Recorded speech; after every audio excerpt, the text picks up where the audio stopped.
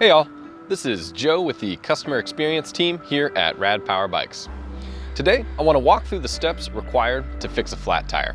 Changing a flat on the front wheel is no different on an e-bike than a standard bike, but there are a few additional steps if the flat occurs at the rear wheel, so let's use that for our example today. The tools we will need are an 18mm wrench, a snipping tool, a 3mm Allen key, and a hand pump. Some of our older models require a Phillips head screwdriver in place of the 3mm Allen key, so check that before riding. First, flip the bike over. This will make removing the rear wheel easier. When doing this, you want to protect your LCD display. I've used saddlebags to brace the handlebars when conducting repairs in the field. Snip the zip tie, securing the motor cable to the chainstay of the bike. The motor cable is disconnected by hand. Using the 18mm wrench, loosen both axle nuts. Use a 3mm Allen key to remove the torque arm. Again, some folks will need a Phillips head screwdriver for this part. It is important to note the orientation of the torque washers on the rear axle and make sure they are reinstalled in the same alignment. The washer should be on the inside of the frame with the tab protruding into the rear dropouts. The torque arm is the tear-shaped piece of anti-rotational hardware, and the torque washers are the washers shown here with the protruding tab. It can be helpful to take a picture of the hardware alignment to have a reference later.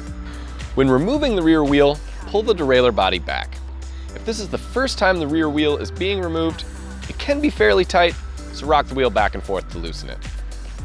With the rear wheel off the bike, replacing a tube is no different than on a standard bike. Remove any remaining air from the tube by pressing down on the valve with an Allen key. Using tire levers, get one bead off the rim. You can start on any location on the tire except right at the valve. Move the second tire lever several inches down the tire from the first one. Once enough of the tire is off the rim, you can slide the tire lever across the remainder of the wheel to unseat the entire bead.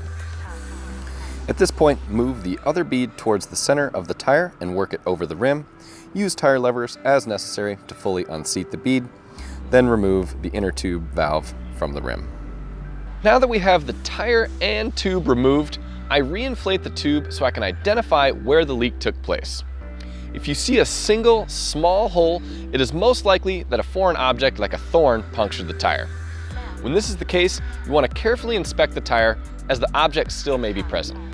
This is a good time to inspect the rim for any damage or abrasions as well. If you see two holes in close proximity, it is likely a pinch flat. Pinch flats occur when your wheel hits an object like a curb or rock and the inner tube is pinched between the tire and rim. Running your tire pressure too low increases the likelihood of pinch flats. After inspecting the tire and rim, partially inflate the replacement tube. You want to add just enough air so the tube takes shape. Seat one bead of the tire on the rim and work the inner tube into the tire. Then insert the valve into the rim. Now we'll work the second bead of the tire onto the rim. Starting at the valve, continue checking the inner tube to make sure it is not being pinched between the tire and rim. Once you get to the opposite end of the wheel, you may need to use tire levers to get the final portion of the bead seated. When using tire levers, make sure to not pinch the inner tube. Before reinflating the tube, inspect the wheel to make sure the tube is not sticking out from under the tire. The final step is to trace the bead of the tire around the entire wheel, making sure the bead does not dip under the rim at any point. Once you've confirmed that the bead is seated properly, begin inflating the tire. I partially inflate the tube and do one final inspection. To reinstall the wheel, we will follow the previous steps in reverse. Install the torque washers on the rear axle so the tab protrudes outward into the rear dropouts. Pull back on the derailleur body and route the chain onto the smallest sprocket. Line up the brake rotor so it is not making contact with the brake pads.